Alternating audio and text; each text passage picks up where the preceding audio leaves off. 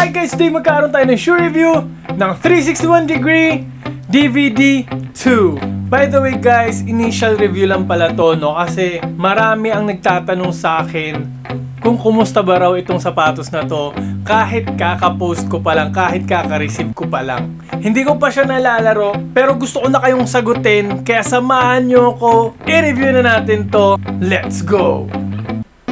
Hey, I ain't never giving up. Said I never give up.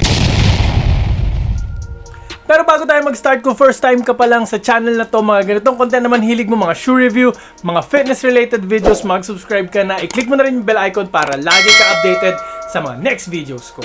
361 degree Spencer Dinwiddie DVD 2. Nung pinost ko po to sa TikTok, no, saka sa Instagram, marami po kagad na nag-request na gawan ko kagad to ng initial review. Marami na kagad tanong ng presyo, ng technology, kailan marirelease. Lahat sasagutin ko yan ngayon, no. Pero bago tayo mag-start, gusto ko lang bigyan ng pasasalamat yung 361 degree, no, sa pagpapadala nitong DVD2 sa atin para tayo yung unang maka-review nito, no. Na-appreciate ko silang sobra kasi tayo yung unang naka-receive ng DVD2 dito yata sa Philippines, no, if I'm not mistaken. So tayo yung unang makaka-review nito and kayo yung unang makakapanood at makakaalam ng performance itong DVD2, no.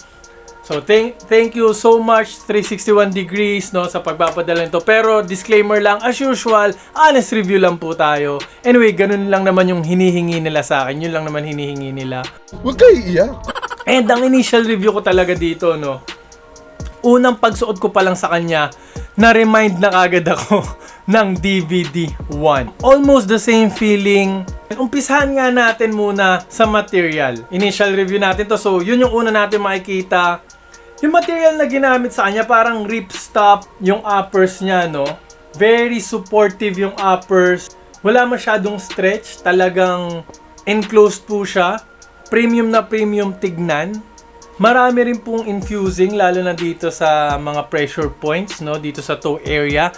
So, kahit toe drag kayo, okay na okay lang. Tatagal po ito. Very durable. And by the way, yung uppers niya, no? Mukhang durable eh. Makapal.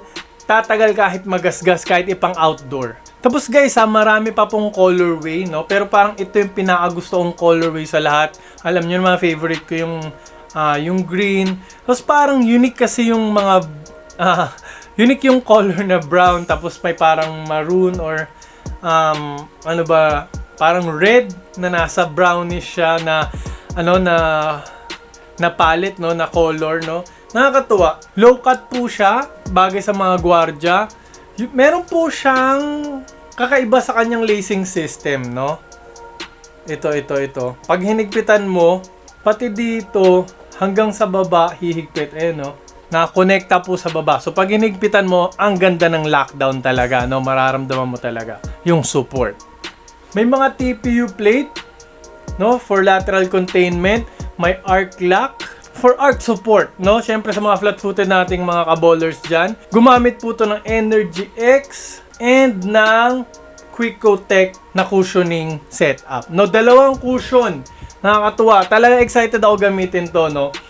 Sa dalawang cushion, kumusta kaya yun? Kasi dati naalala ko yung DVD1, dalawang cushion din, pero yung insole yung ginawa nilang Quico Tech. Which is okay sa akin, guys. By the way, yung DVD1, no, nasa top rank yan ng aking best budget point guard shoes of 2023. Hindi, wow. Pero so far, sa material na ginamit sa kanya, gustong gusto ko talaga. Sa aesthetic naman, pogi naman talaga, no? Lalo na tong colorway na to, panalo talaga. And dahil low cut siya, feeling ko marami magagamit nyo to pamorma, panlakad-lakad. Actually, meron na kagad sa aking order nito. Pero hindi naman siya nagbabasketball. Ipapamorma lang daw niya.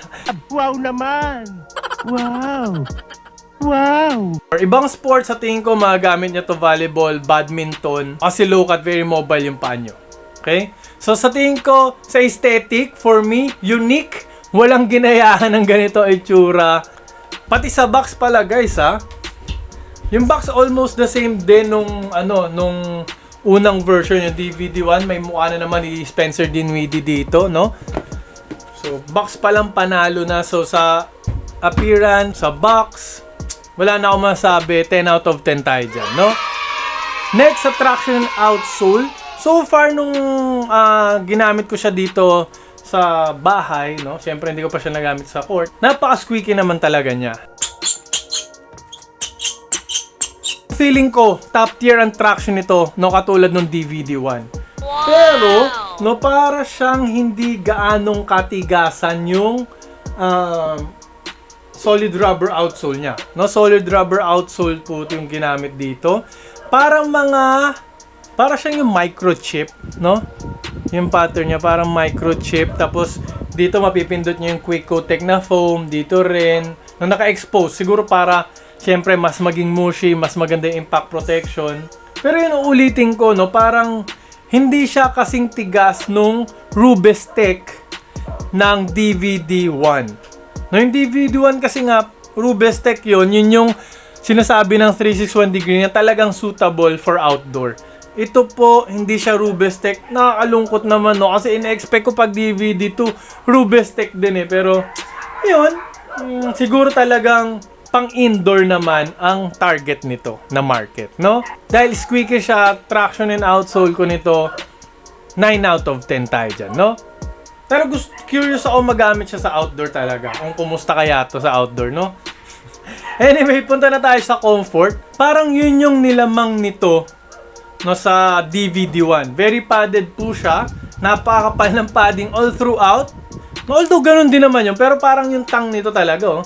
Makapal yung tang. Ang ganda actually, mukhang premium yung padding niya. Mas malambot ito, yung step-in comfort nito. Nakalamang kasi nga Quick-O-Tech yung ginamit. So, same naman sila ng 4-foot flex. Maraming 4-foot flex. Pang point guard nga talaga.